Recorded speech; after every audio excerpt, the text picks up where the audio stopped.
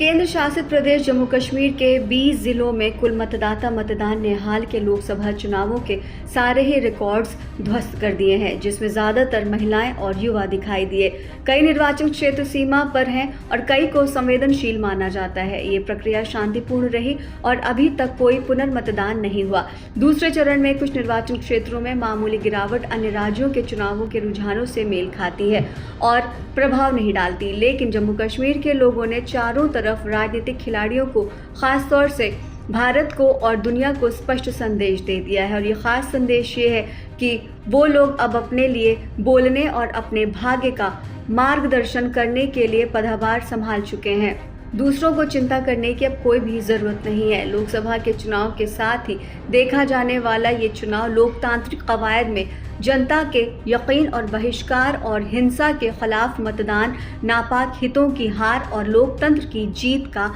इशारा है। लोकसभा चुनावों के लिए केंद्र शासित प्रदेश में 58.58% मतदान हुए, जो 56.38% महिला मतदान के साथ विशाल ग्रामीण क्षेत्रों में फैला हुआ था, जो 35 वर्षों में सबसे ज्यादा रहा।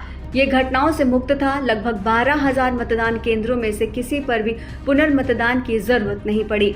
इस सफलता ने प्रबंधकों को अभिभूत नहीं किया है। ईसीआई ने एक अच्छे चुनाव की नींव पर निर्माण करने की मांग करते हुए अधिकारियों को गार्ड छोड़ने की इजाजत नहीं दी। अच्छी तरह से किए गए सुरक्षा इंतजामों और सभी मतदान केंद्रों से वेबकास्टिंग ने भय और धमकी को दूर रखा और बाधित करने के लिए किसी भी नापाक मंसूबे पर रोक लगाई। लगभग 470 मतदान केंद्र नियंत्रण रेखा और अंतर्राष्ट्रीय सीमा के पास थे। उनमें से 13 सीमावर्ती क्षेत्रों में मतदाताओं को लोकतांत्रिक मंथन का हिस्सा बनाने के लिए बाढ़ के पार खड़े थे। डोडा जिले के धड़के को भाषण श्रवण बाधित लोगों के कारण शांत गांव के रूप में जाना जाता है, जिसे भद्रवाह निर्वाचन क्षेत्र के एक मतदान केंद्र पर विशेष रूप से सक्षम बनाया गया। पेरिस पैरालंपिक पदक विजेता राकेश कुमार ने दूसरे चरण में भी माता वैष्णो निर्वाचन क्षेत्र में अपना वोट डालकर नेतृत्व किया।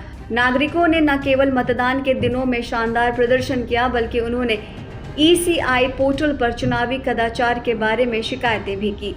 देश में कई जगहों की तरह ही प्रचार अभियान भी जोशीला और जुझारू था, जिसमें 873 उम्मीदवार थे, जो 2014 के विधानसभा चुनाव में से 7% ज्यादा थे, जो लोगों के यकीन के लिए और परिसीमन के बाद 90 सीटों की संख्या में जीत के लिए कंपटीशन कर रहे थे।